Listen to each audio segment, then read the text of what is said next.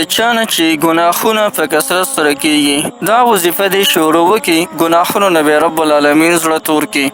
شپه ورځ په ګناهونو کې اخته وي او ځان ته نشي منې کولی لیکن دا وظیفه هغې لره منې کوونکې ده او د دې وظیفې په برکت باندې به د اطاعت تابعداري او د الله جل شانه عبادت طرف ته شوق پیدا شي بسم الله الرحمن الرحیم السلام علیکم ورحمت الله وبرکاته زما رونو او خویندو نن درته یو ډیره زبردست وظیفه ښیم چې دا د ستاسو د دنیا او د آخرت د دواړو ګټه ده کوم رونو او خویندې چې شپه ورځ په ګناهونو کې مبتلا دي که هغه رونو او خویندو د یا توابو دغه وظیفه را ونیسي نو ګورئ الله جل شانه به د دې انسان د ګناهونو نه زړه تور کړي او ګناهونو نه به داسې زړه تور شي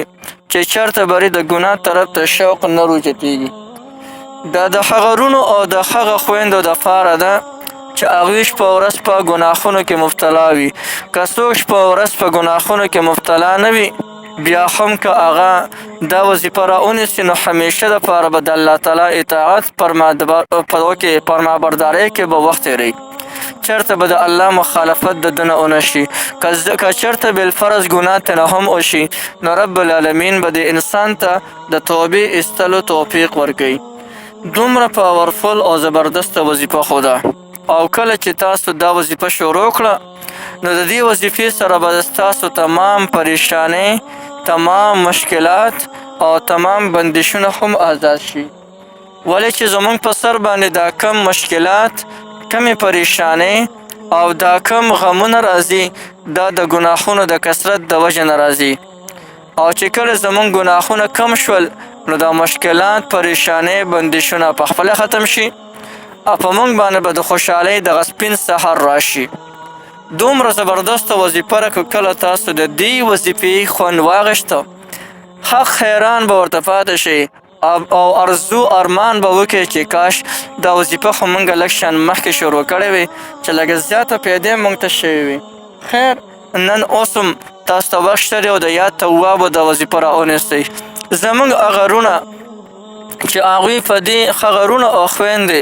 چې په دې غرض سره ګناه کوي چې بس دا اخري ګناه کوم او بیا توبه وباسم نو دې مکمل قصد وکړي دغه ټیم کې چې دا ګناه بالکل په ټول عمر کې بیا نه کوم لیکن بیا چې کله هغه وخت راشي دا ګناه ته نه بیا وشي بیا قصد وکړي دا ګناه به بالکل په ټول عمر کې ونه کوم لیکن بیا چې وخت راشي نو هغه ګناه ته نه بیا وشي هغه رونو او خویندې دپاره هم دا وظیفه د یا توابو دا وظیفه ډېره زیاته مناسبه وظیفه ده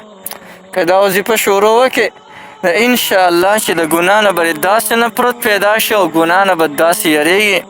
د ګناه د هر یو کار نه به داسې یریږي کله بیا چې د ګناه کار طرف ته کښېنې نو د ستا د زړه به قدرتي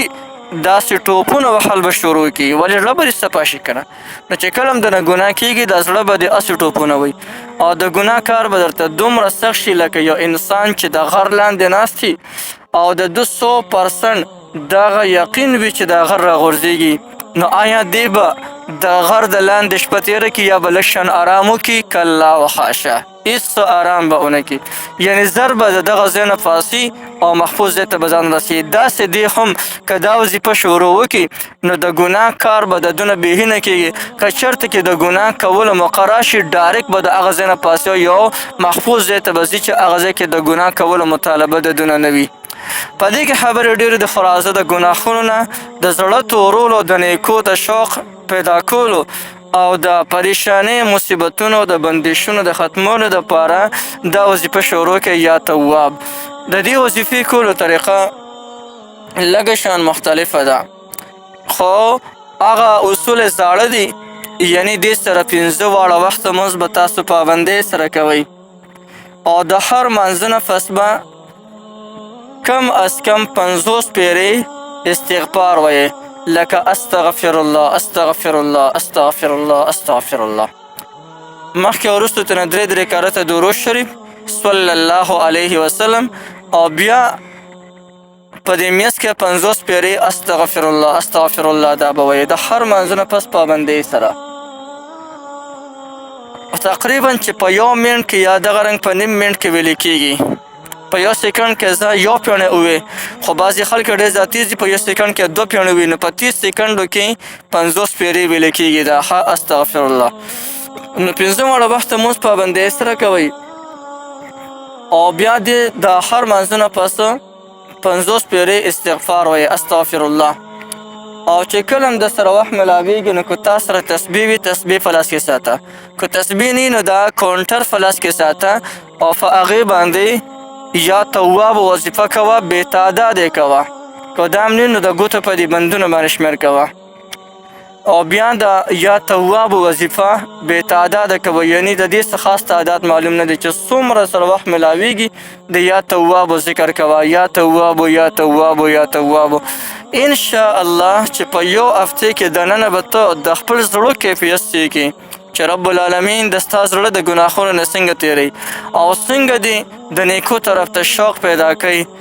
تا ته به یو قسم له د زړه سکون، د زړه اطمینان او خوند میلاو شي، د ایمان په لذت او خوند باندې به پېښ شي، د زندګۍ په لذت او خوند باندې به ایله ورسې. او کم خلک چې د ستا نه پریشان وي، د ستا نه خفه وي، نو هغوی به پخپله راشي او د ستا نه بخښنه وغواړي، او څونه پریشانۍ چې تا تېر تمام پریشانۍ به د الله ختمې کړي. نو یو ډېره زبردسته وظیفه ده، د الله جل جلاله یو ډېر مبارک نوم دی. نو بلکل یې کولی شئ نورو ملګرو ته هم ورسوئ چې هغوی ته نه هم پیدا واخلي. تاسو ټولو ته د دې مکمل اجازه شته دی.